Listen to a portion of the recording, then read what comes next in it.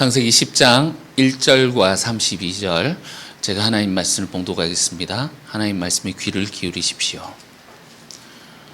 노아의 아들 셈과 함과 야벳의 족보는 이러하니라. 홍수 후에 그들이 아들들을 낳았으니 32절 이들은 그 백성들의 족보에 따르면 노아 자손의 족속들이요 홍수 후에 이들에게서 그 땅의 백성들이 나뉘었더라. 아멘. 이것은 하나님 말씀입니다. 하나님께서 오늘 이 말씀을 통해서 우리에게 은혜 베풀어 주시기를 원합니다.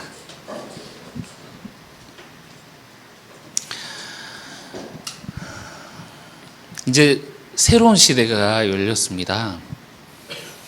여기 10장 이전의 세계는 하나님께서 직접 간섭하시고 누군가 잘못을 할 때 하나님이 나타나셔서 즉각 처리하기도 하시고 또 징계하기도 하시고 심지어 온 세상을 심판하기도 하셨습니다만 이제는 새로운 시대, 이제 하나님이 적극적으로 즉각적으로 개입하시지 않는 시대가 열리게 된 것 같습니다. 이 10장 족보가 보여주고자 10장 족보에서 우리가 읽을 수 있는 것이 이전에는 아담이 범죄했을 때, 가인이 범죄했을 때, 온 세상이 범죄했을 때 하나님이 직접 이렇게 개입을 하셨지만, 그리고 이제 우리가 다음 주에 또 함의 족보와 이렇게 보시겠지만 인류가 증대하면서 악이 같이 증대하였더라 하는 것을 우리가 보았죠. 여기 10장 족보 안에도 그대로 나옵니다. 그럼에도 불구하고 하나님이 개입하지 아니하세요. 하나님이 이 개입을 최소화하십니다. 무지개 언약 이후로 하나님이 구름으로 눈을 가리고 사람들이 원래 죄성이 악하니 내가 그들로 말미암아 땅을 심판하지 아니하겠다면서 하나님이 기준을 확 낮추시죠. 그래서 세계적인 심판이 있었던 이 홍수 사건 이후로 하나님이 개입하시는 걸 보면, 여러분 바벨탑 사건 엄청나게 큰 사건처럼 보이지만 땅에 있는 사람들 입장에서는 하나님이 다녀가신지도 몰라요. 현상만 있었을 뿐. 그리고 스케일이 많이 작아집니다. 온 세상을 하나님이 심판하시고 하시던 하나님이 이제 개입하신다 하고 나오는 게 아브라함 한 사람을 딱 불러서 거기서 나와라, 이렇게 스케일이 많이 작아지게 되죠. 여러분, 이 성경을 통해서 하나님이 우리에게 보여주신 것 중에 하나님이 궁극적으로 원하시는 게 무엇이라고 혹시 생각을 하십니까? 하나님이 궁극적으로 인간에게 바라시는 것, 인간을 만들어 놓고 우리 원역사를 읽어오고 있지 않습니까? 하나님이 바라시는 것, 힌트를 드려볼까요? 에덴 동산에 하나님이 생명나무를 만들어 두시고 인간에게 먹도록 하셨죠.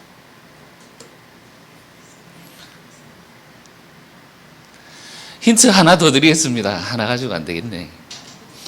5장의 아담 족보를 보니까 다 살다가 죽고 인간이 죄 때문에 살다가 죽을 수밖에 없는 존재가 되었더라라고 나오는데, 그 중에 한 사람, 독특한 사람이 나오는데 에녹이요. 그가 다른 사람들이 다 살고 죽었더라 하는 그 선조들과 그 후손들의 삶과는 달리 그가 365년을 하나님과 365년을 살았는데 그 중에 300년 하나님과 동행했더니 하나님이 그를 데리고 가셨더라. 하나님이 궁극적으로 사람에게 바라시는 것은 영원히 사람들과 함께 하기를 바라신다라는 것이겠죠. 동의하십니까? 그런데 어떻게 되었습니까? 이 세상에 하나님이 사람과 영원히 함께 하기를 원하셨는데 죄가 들어오고 그 하나님의 계획은 어그러지기 시작했죠. 죽을 수밖에 없는 존재가 되었습니다. 인류가 증대하는 만큼 죄도 함께 증대하더라. 그래서 마지막에 노아의 심판은 하나님이 사람과 함께 하고 싶어 하시지만 그들에게 죄가 있을 때 죄와 하나님 그 죄를 기뻐하지 아니하시고 심판하실 수밖에 없다. 하나님은 이 죄가 있는 인간과 함께 하실 수 없다라는 것을 보여주는 것이 홍수 심판이었습니다. 10장에 우리가 와서 보니까 지난주에 우리가 좀 살펴봤죠. 와, 하나님이 생육하고 복이 있으라, 생육하고 번성하라 하면서 그 복을 주시는데 땅에 편만하라, 충만하라 이렇게 복을 주셨는데 이 인간들이 하나님이 복을 받아서 정말 폭발적으로 번성하고 있구나 하는 걸 봤지만 또 묘한 긴장감이 서리게 됩니다. 과연 어떻게 될까? 하나님의 이 바람은 이루어지게 될까? 성취가 되게 될까?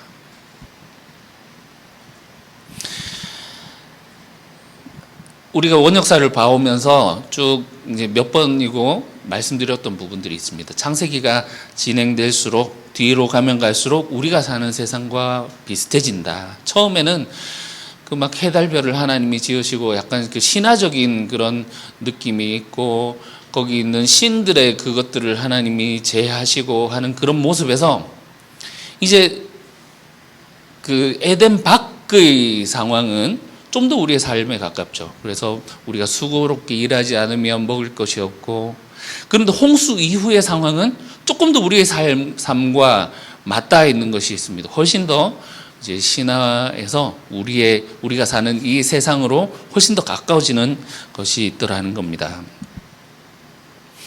그래서 오늘 보시는 이 10장은 그래서 우리가 사는 세상이 훨씬 한 발자국 더 가까워지는 10장 1절에 보니까 노아의 아들 셈과 함과 야벳의 족보는 이러하니라 하면서 홍수 후에 그들이 아들들을 낳으니 홍수 후에 나왔죠. 32절도 마찬가지입니다. 여기도 홍수 후에 나오죠. 아들들이 그 땅의 백성 이들에게서 그 땅의 백성들이 나뉘었더라 하면서 홍수 후의 세상, 이 10장이 보여주고자 하는 것은 훨씬 더 우리의 삶에 가까워지는 홍수 후의 세상을 보여주고 있다.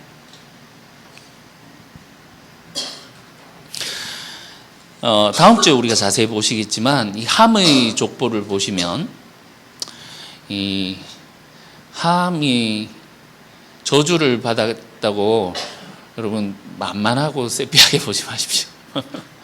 이 세상에서 함의 족보, 함의 그 자손의 이야기들이 보면 세상을 쥐락펴락하는 세상의 중심에 서 있게 됩니다. 그리고 이것은 우리가 너무나도 이 살고 있는 이 세상의 모습과 너무나도 닮아 있습니다. 힘이 강한 사람이 그 공동체를 주도하듯이 재력이 있고 권력이 있는 사람이 그 사회를 그 공동체를 사회를 이렇게 주도해 나가듯이 힘이 센 나라 패권 국가가 전 세계를 좌지우지하고 세상의 중심에서 외치고 있는 자들이 있죠. 그들이 그렇게 하고 있을 때 특히나 그들이 불법과 그 죄 가운데서 그런 일들을 하고 있을 때 하나님 어디 계십니까? 하나님은 무엇을 하고 계십니까? 마치 숨어 계신 것 같은, 그리고 입을 가리고 침묵하고 계시는 것만 같은 그런 상황, 그 세상, 우리가 사는 세상과 비슷한 세상, 그것을 이 10장이 보여주고 있습니다. 하나님이 일하시는 것을 아무도 볼 수 없듯이 하나님은 숨어 계시는 것 같아요. 10장에서 하나님 한 번도 나오지 아니하십니다. 하나님은 스스로 스케일을 축소하셨죠. 그래서 야 아브라함아 나와라 하는 이야기를 한 사람, 세계에서 한 사람밖에 듣지 못해요. 나머지 사람들은 그것을 알지조차 못합니다. 그러면 이 세상은 어떻게 되어질까요? 하나님은 이 세상을 향한 당신의 뜻을 포기하지 않으신다. 그 목표를, 방법은 바뀔지라도 목표는 바뀌지 않는다라고 했는데, 그럼 하나님이 이렇게 기준을 낮추고 개입도 적게 하시고, 그럼 이 세상은 이제 어떻게 되어지게 되는 것일까요? 과연 하나님은 당신의 뜻을 어떤 방식으로 이루실까? 우리가 유추해 볼 수 있는 것은 있습니다. 이 새로운 세상에서 하나님이 일하시는 방식은 이 하나님이 부르심에서 나중에 이 부르심이 아브라함에게서 하나님이 아브라함을 부르시잖아요. 하나님은 이 부르심, 선택, 장자권을 통해서 장자권이 이어가게 하시고 그들을 통해서 하나님이 자신의 뜻을 성취하시겠구나 우리가 유추해 볼 수 있습니다. 이 새로운 세상에서 일하시는 하나님의 방식. 그래서 우리가 이 장자권의 의미를 조금 더 곱씹어 볼 수 있으면 좋겠습니다. 장자권.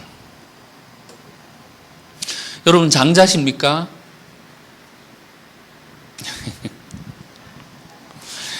이 성경에서 말하는 이 장자권은 무엇일까요? 우선적으로 이 장자권이라는 것은 특별성을 이야기를 합니다. 특별성. 자, 장자권을 받는 사람이 있다라는 것은 장자권을 받지 못한 사람이 있다라는 이야기죠.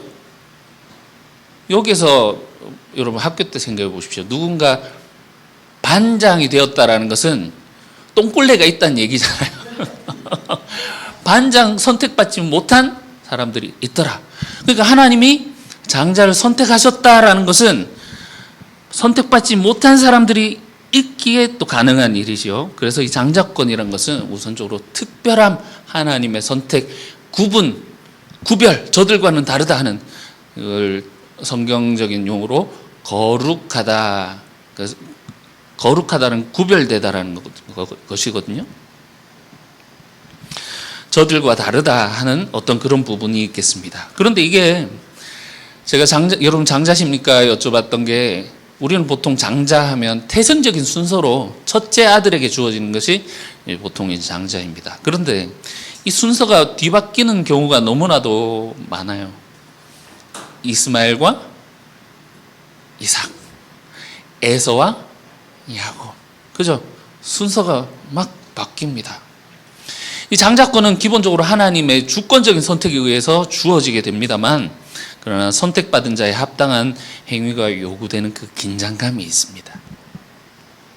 자, 장자권을 쉽게 이해하기 위해서 오늘날 우리의 입장으로 생각해 봅시다. 요한복음 17장 16절 17절을 보니까 여기 예수님이 마지막에 이제 제자들을 위해서 하나님께 기도하시는 그 장면 중에 나오는 기도입니다. 내가 세상에 속하지 아니함 같이 그들도 세상에 속하지 아니하였사옵나이다. 그들을 진리로 거룩하게 하옵소서. 아버지의 말씀 진리니이다. 이렇게 기도를 하시는데, 여러분 예수님께 속했다라는 것은 그 동일한 의미로 세상에 속하지 않았음을 말하는 것이죠. 보이죠? 그죠? 우리는 장자이신 예수님과 연합한 자들입니다. 예수님 기도가 이어지면서 말씀하십니다.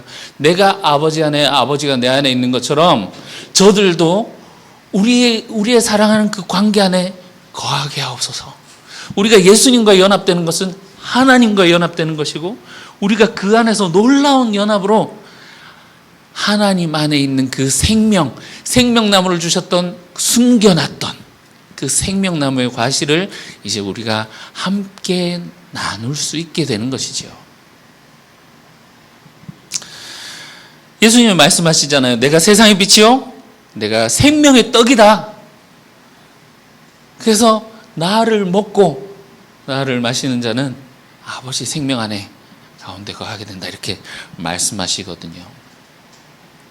여러분 창세기 우리 10장을 보고 있는데, 창세기의 주제 중에 하나가 누가 장자가 되는가입니다. 이 장자라는 것은 우리가 예수님께 속하는 것처럼, 세상에 속하지 아니하고 예수님께 속하는 것처럼 이 하나님이 주신 이 언약과 축복을, 아버지로부터 물려오는 그 축복 안에 거하는 것, 세상에 거하지 않고 이 축복 안에 거하는 것, 언약 안에 거하는 것이라 할 수 있겠습니다. 10장에서 이 세 아들이 나오는데 우리는 알고 있습니다. 이 세 아들 중에 셈으로 그 장자권이 이어져 가고, 11장의 데라의 족보로, 그리고 데라로부터 아브라함으로 이 장자권이 이어져 나가는 것을 알 수 있습니다. 그 아브라함의 마지막 이야기를 볼까요? 아브라함의 마지막 이야기가 모리아 산에서 아들 이삭을 바치는 이야기로 나오게 됩니다. 여러분, 그 모리아의 시험 앞에서 어떻게 아브라함이 하나님께 아들을 드릴 수 있을까 하는 그의 믿음에 대해서 우리가 감탄하기도 하지만, 정작 거기에서 말하는 정말 놀라운 이야기는 죽었던 아들을 하나님이 살리셨다라는 데 있습니다. 이삭 죽을 뻔 하다가 안 죽었잖아요, 이렇게 얘기를 하지만, 여러분, 죽었던 그 아들을 하나님이 살리셨다라는 그 메시지가 그 안에 담겨 있습니다. 아브라함은 거기에서 아들 이삭을 잃었지만 하나님이 새롭게 살리신 그 새로운 아들을, 하나님이 새 생명으로 주신 그 아들을 품에 안았다라는 그 이야기가 중요하다라는 거죠. 여러분, 그 이야기를 통해서 우리는 너무나도 성급하게 쉽게 이 죽었다가 살아나신 예수 그리스도를 예표하는 것이구나 생각합니다.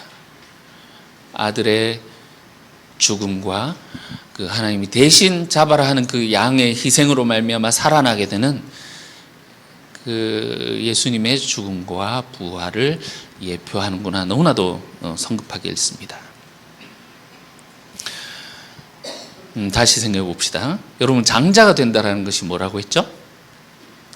장자가 된다라는 것은 아버지가 가진 권리를 상속받는 거예요. 상속받는다. 아버지의 권위와 유산을 이렇게 상속받는 것입니다. 여러분, 그러면 이 장자들이 무엇을 상속받게 될까요? 지금 우리가 누가 장자가 될까 세어알아보면서 그 계보를 우리가 따라가 보고 있는데, 아버지 무엇을 상속받게 될까요?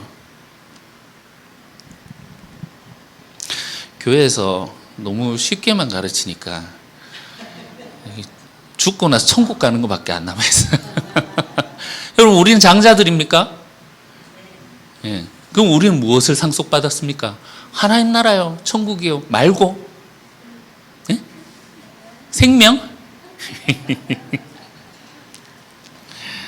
자, 여러분, 오늘 확실하게 기억을 하시기 바랍니다. 우리가 지금 원역사를 읽고 있죠. 원역사를 읽고 있는데 제가 이거는 너무너무 중요합니다, 너무너무 중요합니다라고 두 번 강조했던 게 두 번 있는데, 첫 번째는 3장 15절 기억나시죠? 우리 한번 찾아볼까요? 중요하니까요. 3장 15절. 아담과 하와가 범죄 후에 하나님이 즉결 심판을 하지 아니하시고 거기서 이들을 심판하셔서 바로 쫓아내셔도 되는데 오히려 그들이 언약을 주시죠. 자, 같이 읽겠습니다. 시작. 내가 너로 여자와 원수가 되게 하고 내 후손도 여자의 후손과 원수가 되게 하리니 여자의 후손은 내 머리를 상하게 할 것이요 너는 그의 발꿈치를 상하게 할 것이라. 하나님이 언약을 주시죠. 자, 장자가 된다라는 것은 누가 이 여자의 후손이 되어서 하나님의 이 거룩한 전투, 여러분, 이들이 쫓겨나야 마땅하지만 하나님이 그들에게 긍휼과 은혜를 베푸셔서 그들에게 하나님이 궁극적으로 하실 거룩한 전투, 성전에 이들이 참여하도록 하시고 하나님을 대신하여서 싸워서 이기게 하도록 그들에게 승리도 보장해 주셨어요. 여자의 후손을 통해서 하나님이 뱀의 후손들을 멸하시고 뱀의 머리를 밟게 하실 것이다. 첫 번째 제가 강조했던 것이고, 두 번째는 5장으로 가봅시다. 5장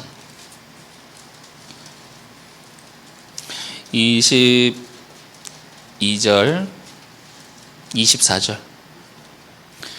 다름 아닌 에녹이죠. 같이 읽겠습니다. 시작. 에녹이 하나님과 동행하더니 하나님이 그를 데려가심으로 세상에 있지 아니하더라. 하나님이 기뻐하시는 장자에게 하나님이 천사를 두어서 막아두었던 그 에덴 동산 안에 있는 생명나무의 과실, 하나님 기뻐하시는 그 아들에게 생명나무의 과실을 먹게 하실 것이다. 자, 우리 두 가지를 잘 기억합시다. 장자가 된다라는 것은 하나님이 축복하셨던 그 축복과 언약과 이 내려오던 모든 것을 물려받는다라는 의미가 있는데, 우리 그냥 이제 단순하게 교회 다니니까 예수 믿고 천국 갑시다, 이런 이 의미가 어디서 나왔는지 우리가 성경을 읽으면서 우리가 발견하게 됩니다. 특히나 이 원역사 가운데에서는 첫 번째 3장 15절 거룩한 전투에 참여하게 하시고 승리하게 하신다. 두 번째, 생명나무의 과실을 먹게 하는 영원한 생명을, 하나님의 생명을 허락하신다. 하나님 자신의 목표를 포기하지 않으십니다. 그렇기 때문에 앞에서 말씀하셨던 이 언약과 약속을 반드시 성취되게 하십니다. 장자를 통해서요. 자, 아브라함이 장자로 선택을 받았죠. 그래서 그 아들이 죽었을 때 그가 다시 살아나게 하시죠. 죽었던 아들이 살아났다라는 것을 이 관점으로 봅시다. 두 가지, 거룩한 전쟁에 참여하게 하시고 그리고 승리하게 하시고, 두 번째, 하늘의 생명이 그에게 주어져서 다시 살도록 하게 됩니다. 자, 여러분, 아브라함에게 주셨던 이 장자권이 누구에게로 이어지게 되지요? 아브라함에게서 이삭으로 이어지게 되죠. 그 아브라함과 이삭과 야곱의 하나님, 우리가 고백을 하는데, 여러분, 창세기에는 10개의 톨레도 족보가 나옵니다. 거기에 보면 누구의 톨레도시다 하면서 누가 아들을 낳고 하면서 이 아들을 낳는 이야기가 나오는데, 거기서 여러 아들 중에 누가 선택을 받았다라고 하면 나머지 하나는 탈락하게 되는 거죠. 아까 말씀드렸습니다만 이스마엘과 이삭, 그의 톨레도시 나오면서 이삭에게로 넘어갔다. 그래서 이스마엘 탈락. 야곱과 에서와 야곱의 선택을 받았다 하면서 에서는 탈락. 근데 야곱의 톨레도 10개 중에 유일하게 아들들이라는 표현이 나오는 게 두 군데가 있는데요. 야곱에게서는, 여러분, 야곱 아들 중에 12명 중에 누가 선택을 받게 될까요? 그가 선택을 받으면 나머지 11아들은 어떻게 될까요? 근데 놀랍게도 야곱의 톨레도세는 아들들이라고 거기 표현이 딱 나오는데, 한 사람이 누가 선택을 받는데 나머지 11명이 그 족보에서 탈락하게 되는 것이 아니라, 특이하게도 모든 아들들이 12족속을 이루어서 한 민족이 되어서 그 장자가 되어지는 놀라운 사건이 일어나게 됩니다. 지금까지 한 명이 선택받으면 나머지는 탈락하는 방식이었는데, 마지막에 야곱의 톨레도세의 아들들이라는 말이 나오더니 모두가 장자 안에 들어가는. 그래서 여러분, 출애굽기 4장 22절에 하나님이 모세를 통해서 파라오에게 이렇게 말씀하십니다. 이스라엘은 내 아들, 내 장자다, 이렇게 말씀하십니다. 여러분, 이스라엘 한 사람이 아니고 민족이죠. 12지파 12아들 중에 누구도 탈락하지 않고 전부 다 하나님의 장자가 되어지는 그것을 우리가 야곱의 톨레도스에서 확인해 볼 수 있습니다. 여러분, 모리아산에서 죽었던 그 이삭이 살아났습니다. 그거는 하나님의 장자인 이스라엘의 멸망과 부활을 상징하는 것이기도 합니다. 그 이스라엘이 포로로 잡혀갔어요. 나라가 멸망하고 죽음과 같은 그 포로기를 맞이하게 됩니다. 여러분, 멸망했던 나라가 다시 회복되는 확률이 얼마나 될까요? 그러나 예레미야가 예언한 것처럼 기적적으로 이 나라가 회복되게 되어요. 이스라엘이 다시 살아나게 됩니다. 그 아브라함을 통해서 죽었던 이삭이 다시 살아나오게 되는, 장자가 얻게 된 축복, 하나님의 생명을 얻어서 다시 살아나게 된 걸 얘기한댔죠. 이것이 여러분 이 사건이 암시로 보여주고자 하는 바는 이 이야기가 신약으로까지 이어지게 됩니다. 예수님의 죽으심과 부활은 당연한 것이고, 예수님이 12제자를 부르시죠. 이것은 그들의 죄악과 실패로 말미암아 죽었던 12지파 이스라엘이 죽어지고, 이제 새롭게 새로운 12제자를 통한 새로운 이스라엘을, 죽었던 이스라엘을 다시 살리시는, 소생시키는 그 장면이고, 또한 새 창조를 하시는 그런 놀라운 장면이다라는 것입니다. 그래서 여러분 히브리서 기억하실 겁니다.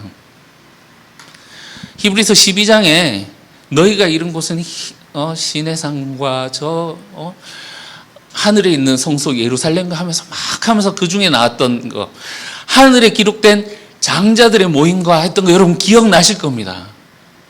여러분 우리가 장자다라고 히브리서가 이야기를 하고 있더라. 구약에서는 장자가 이스라엘을 말을 했지만 신약에 넘어오면서 예수 그리스도를 믿는 사람들을 두고 장자다라고 합니다. 여러분 우리는 장자이고, 이 지금 창세기에서 누가 장자인가 하고 읽어봤지만 궁극적으로 신약으로까지 오니까 우리에게까지 이어지더라 하기 때문에 이 장자의 이야기가 이렇게 중요하다라는 얘기입니다. 우리가 떼어놓을 수 없는 이야기라는 것이죠. 장자 특징 두 가지가 뭐라고 했습니까? 첫 번째는 거룩한 전쟁에 참여해서 승리하도록 하신다. 두 번째, 하늘의 생명을 주신다. 지금 두 번째 특징을 좀 위주로 설명을 했었는데, 그래서 죽음을 극복하게 되는, 우리가 사모하는 바죠.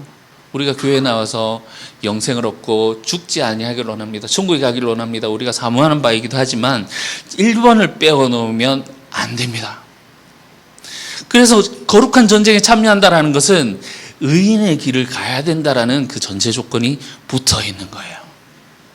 여러분 아브라함이 시작은 노아와 다르게 의인이 아닌 채로 시작했습니다. 비참한 상황 가운데서 하나님이 은혜를 베푸셔서 주권적인 은혜로 그를 죽음 가운데서 불러내신 것으로 시작했습니다. 그러나 하나님이 그를 의인의 길로 가게 하시고 그의 삶의 마지막이 모리아산이었다라는 것은, 여러분 창세기 1장의 그 창조에서 보여주는 것처럼 하나님 말씀하시니 그대로 되었더라라는 것이 마지막 그의 삶 모리아산에서 성취가 되어지죠.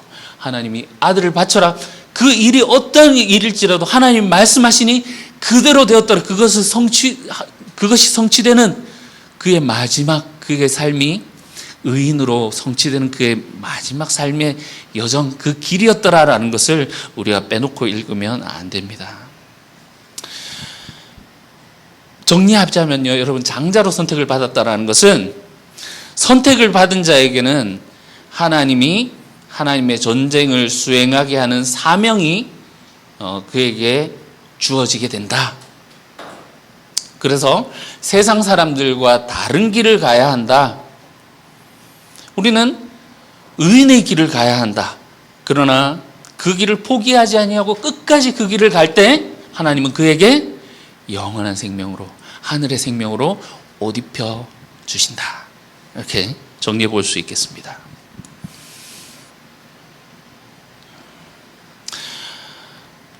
여러분 우리는 장자입니다. 그래서 이 장자가 물려받는 이 특권을 우리가 가지고 있는 것을 우리가 믿습니다. 좋습니다. 그러면 장자에 선택받지 못한, 누군가 장자로 선택받았다면 장자로 선택받지 못한 사람은 어떻게 될까요? 구별되어서? 그러니까 우리는 구별되게 살아야 되는데, 그죠? 그러니까 우리는 그렇지만 선택받지 못한 저들은 오늘 이 10장 가운데에서 폭발적인 성장으로 오늘 지금과 같은 세상이라고 했습니다. 이 중에서 누군가가 선택을 받는다면 선택받지 않는 사람은 어떻게 되어지게 될까요?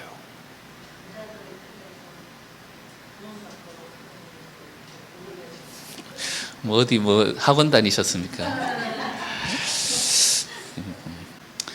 여러분, 하나님은 모든 민족의 아버지다라는 것을 오늘 이 족보에서 힌트를 찾아볼 수 있습니다. 여러분, 우리 이 창세기는 이스라엘의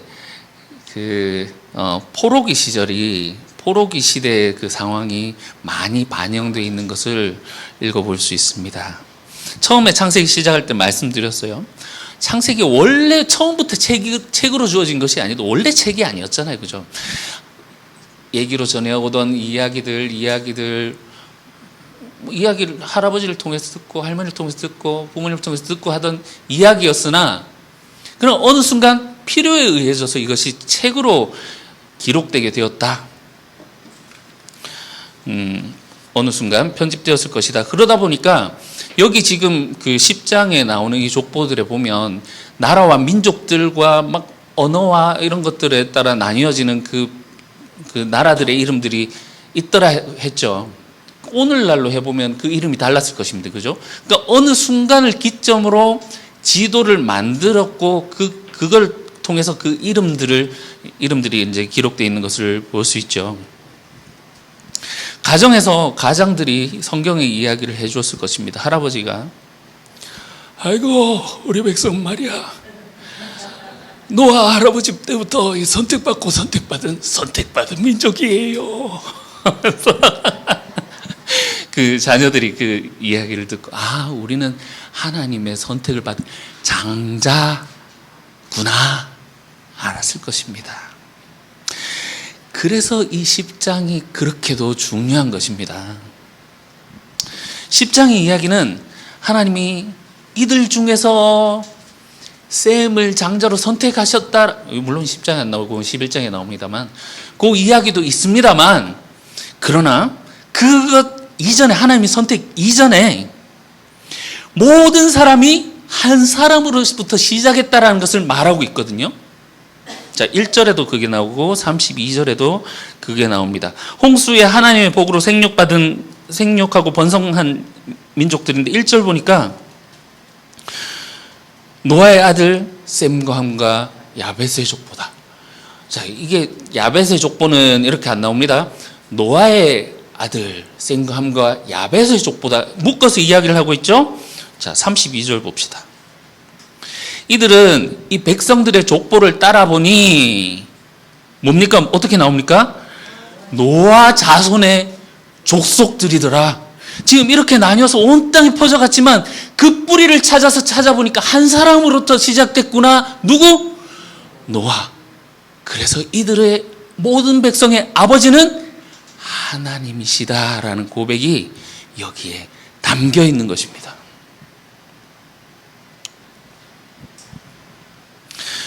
그러고 보니까 눈에 띄는 것이 있어요. 1절의 마지막, 홍수에 그들이 뭐를 낳았다? 아들들을 낳았다 이렇게 했죠. 여러분, 제가 톨레도 10개 중에 아들들 2개 나왔다고 했는데 마지막 야곱에서 아들들을 낳았을 때 그 아들들이 선택받은 자 외에 나머지가 탈락하지 않고 모두 다 한 민족이 되었다라고 한 것처럼 아들들 딱 2개 나오는데 그 중에 하나가 여기에요.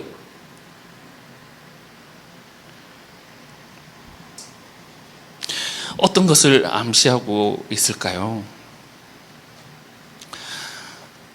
이게 왜 중요한지 설명해 드리겠습니다.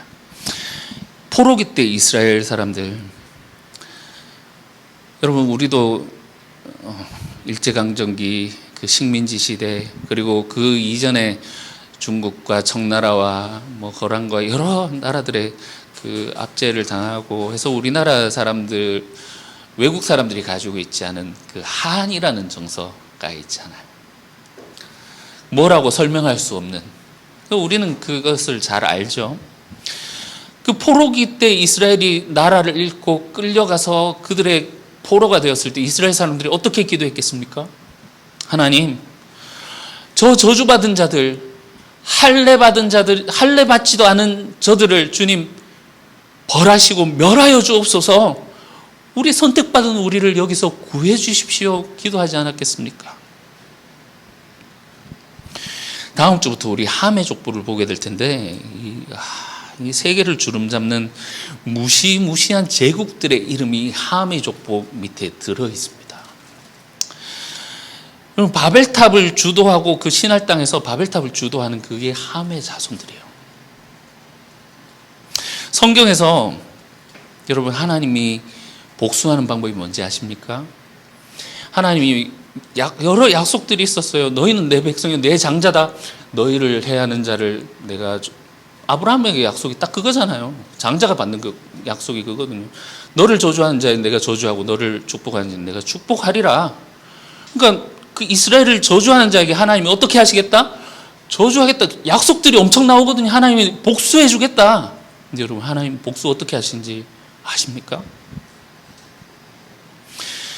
이 이스라엘 사람들이 포로에 잡혀가서 그 끙끙 앓으면서 그 정말 피눈물 흘리면서 하나님께 기도하고 할 때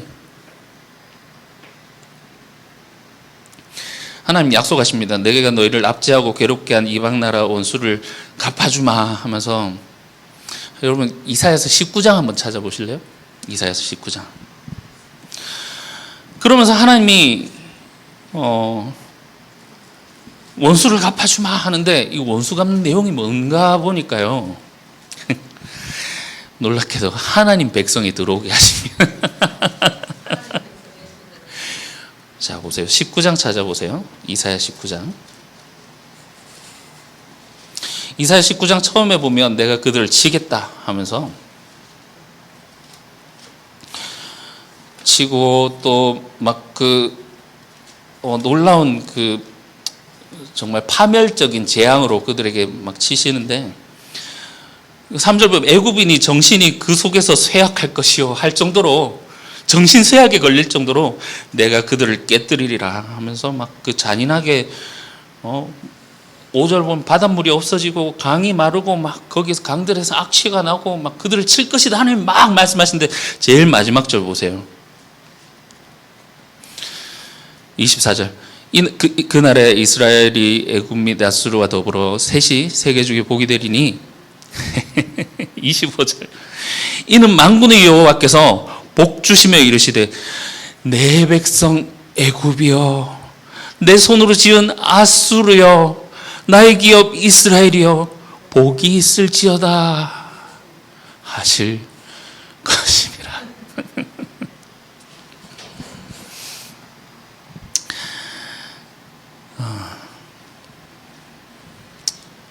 그래서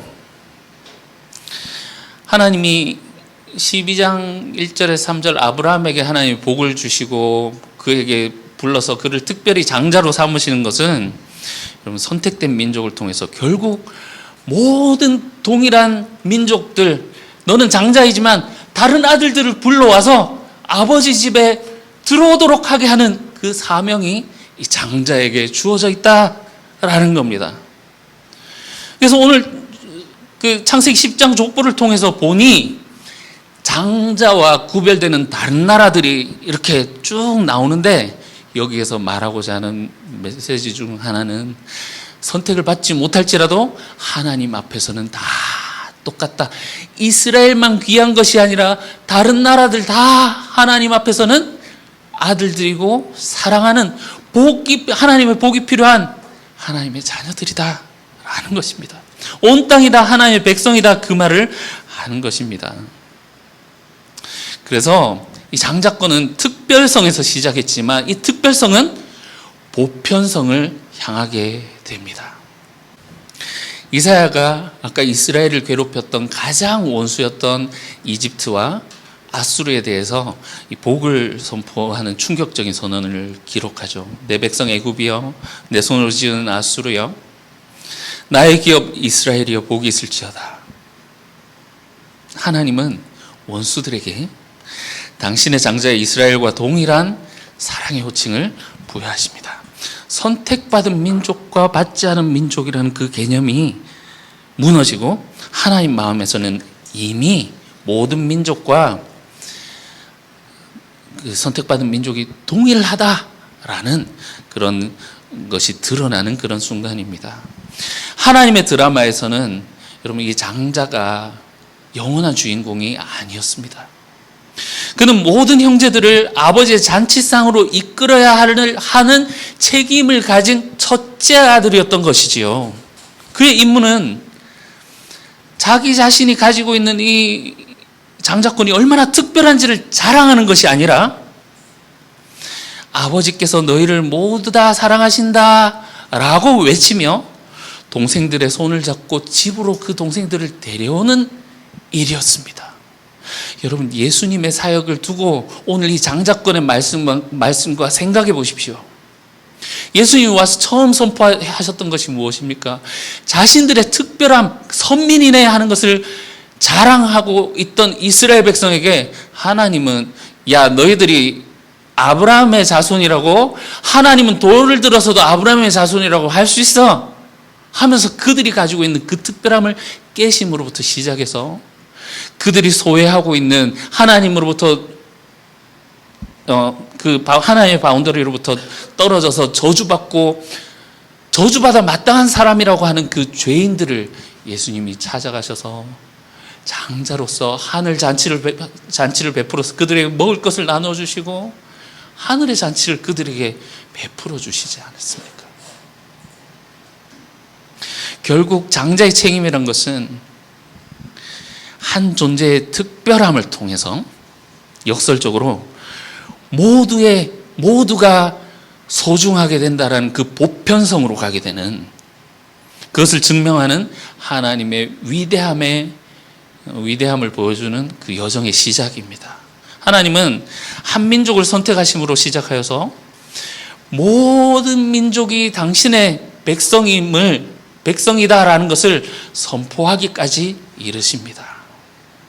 그래서 그 마지막 날에 우리 찬양하는 거 있잖아요. 요엘서에 나오는 마지막 날에 어떻게 하십니까? 내가 나의 영으로 모든 백성에게 부어줄 것이다 말씀하십니다.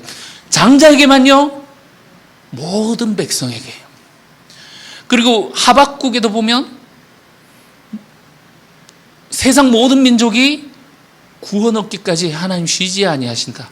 많은 물소리처럼 세상의 모든 민족이 하나님을 인정하게 되는 그 목소리를, 그 군중의 그 소리가 들리십니까? 하나님을 믿는 사람뿐만이 아니라 믿지 아니하는 모든 민족이 모여서 하나님을 아버지로 고백하게 되는 그 날이 바로 하나님이 꿈꾸시는 그 마지막 날이라는 거죠. 장자의 특권은 마침내 모든 형제가, 물론 장자는 2배를 받습니다만 그렇다고 해서 나머지들이 그 아버지의 유산을 받는 것에서 탈락하는 것이 아니라 장자의 기쁨은 모든 동생들이 함께 유산을 나누어서 기쁨을 누리는 이것에 있지 않겠습니까? 장자의 특권은 마침내 모든 형제가 동등한 유산을 나누어 가지게 된다는 그것에서 녹아 들어가게 되는 것입니다. 진정한 장자의 영광은 홀로 빛나는 영광을 차지하는 것이 아니라 모든 형제가 함께 둘러 앉아 있는 풍성한 식탁, 그래서 아버지가 기뻐하시는 그 모습을 보는 데 있는 것입니다. 그리고 그 식탁에서 우리는 깨닫게 됩니다. 아버지의 눈에는 처음부터 모든 자녀가 똑같이 소중했다라는 것을요. 여러분, 우리가 하나님을 믿고 이 장자다라는 어떤 그런 의식이 있습니다. 물론 우리가 하나님의 뜻을 따라, 자, 2가지 특권, 아까 말씀드렸던 거 말씀드리면서 마무리 짓겠습니다. 첫 번째, 거룩한 전쟁에서 승리하게 될 것. 그리고 2번째, 하나님의 영원한 영생에 참여하게 될 것. 여러분, 우리가 싸워야 되는 대상이 사람이 아니라 마귀라는 것을 우리가 기억할 수 있으면 좋겠습니다. 그리고 그 일을 하는 데 있어서 우리가 끝까지 지키고 의인의 길을 가야 하는 것이 우리에게 주어져 있는 것도 사실입니다. 아마 그것은 하나님께서 이 세상 사람들에게 이 장자를 통해 어떤 모습으로 하나님이 이루실지 그 모델하우스를 보여주려는 것이 아닐까요? 그리고 그렇게 되는 사람들을 하나님이 선택해서 구원하신다라는 그런 분명히 그런 구분점이 있지만 하나님 마음속에는 모든 민족들을 향한 이 마음, 모두가 나의 자녀들이다.